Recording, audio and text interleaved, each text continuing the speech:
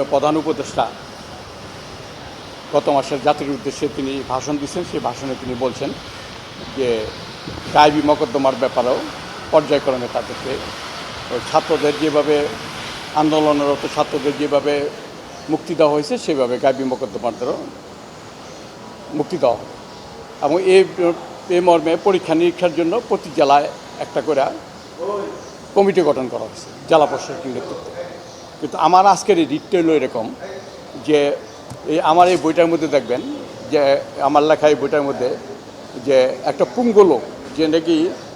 হাঁটতে পারে না, ভিক্ষা করে এবং তার হাত পা পুঙ্গর, সে ভিক্ষা করে জীবিকা নির্ভর করে, এই লোকেকেও গায়েবী মকদ্দমার মধ্যে আসামি করা হয়েছে। তা আমার রিটের সাবমিশনটা হলো যে সরকার হয়তো বা সরকার যেভাবে কমিটমেন্ট করছে গায়েবী মকদ্দমাগুলি প্রত্যাহার হবে, কিন্তু আমি বলতে চাই যে নিজেকে ক্ষমতায় অধিষ্ঠিত রাখার জন্য জনগণকে বা বিরোধী দলকে এবং ভিন্ন মতের মতাবলম্বীদের এই রাষ্ট্রীয় যন্ত্র ব্যবহার করে, আইন আদালতকে ব্যবহার করে এইভাবে যাদেরকে গায়েবী মকদ্দমা থেকে তাকে হয়রানি করা হয়েছে, যাদের কারারুদ্ধ করা হয়েছে, যাদেরকে রিমান্ড দেওয়া হয়েছে এবং রিমান্ড দেওয়ার পরে ওই সময় একটা ভালো রিমান্ড বাণিজ্য চলছে, মানুষকে যেভাবে অর্থনৈতিকভাবে ক্ষতিগ্রস্ত করা হয়েছে। এবং আমি আপনাদের দেখাইতে চাই যে আমাকে যখন আমার বিরুদ্ধে এখনও 10টা মামলা বিচারাধীন এবং আমাকে যেদিনকে গ্রেপ্তার করা হয় সেটার মধ্যে ওই ফতুল্লা থানার ওসি কামাল হোসেন আমার গলার মধ্যে চিপ দিছে। একটা রাজনৈতিক কর্মীকে তো গলার মধ্যে চিপ দিতে পারে না, এবং আমার মতো বহু রাজনৈতিক নেতা কর্মীদের এইভাবে রাস্তা মধ্যে পিটাইছে, বাড়িঘরের মধ্যে হামলা করছে, জুলুম করছে, নির্যাতন করছে এবং অনেক লোক এই হাইকোর্টের তা আগাম জামিন নেওয়ার পরও নিম্ন আদালত তাদেরকে জামিন দেয় নাই, বরঞ্চ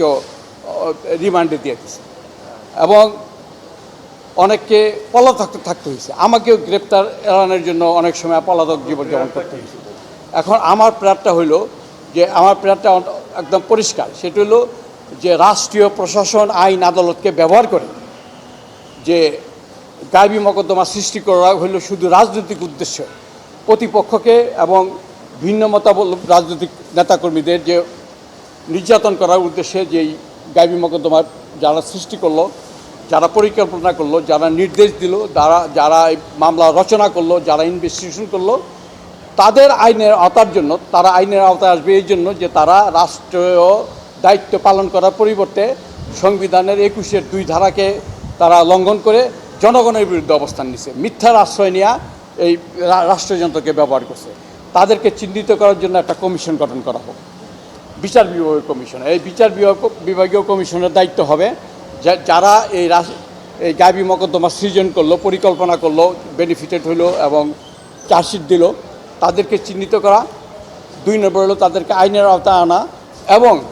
এই গায়েবী মকদ্দমার কারণে যারা বিভিন্ন সময় ক্ষতিগ্রস্ত হয়েছে বিভিন্নভাবে, সেই ক্ষতির পরিমাণটা